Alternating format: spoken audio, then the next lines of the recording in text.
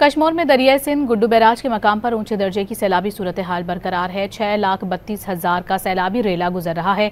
कंदकोट और कश्मीर के कच्चे का इलाका मुकम्मल जेरे आब आने के बाद लोगों की अपनी मदद आप के तहत महफूज मकामात पर नकल मकानी जा रही है। मजीद जानते हैं गुलाम यासीन से। गुलाम यासीन, इस वक्त क्या सूरत हाल है इलाके की?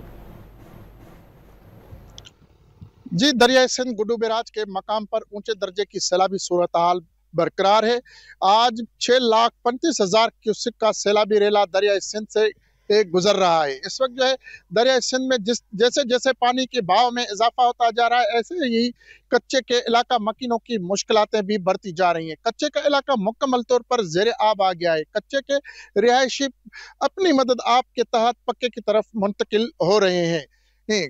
कच्चे के रिहायशी माल मवेशी के साथ कई अफराद जो हैं इस वक्त भी कंदकोट और कश्मीर के कच्चे में फंसे हुए हैं, जिनके लिए जिला इंतजामिया और सिंध हुकूमत की जानिब से किसी किस्म के इकदाम नहीं किए गए हैं।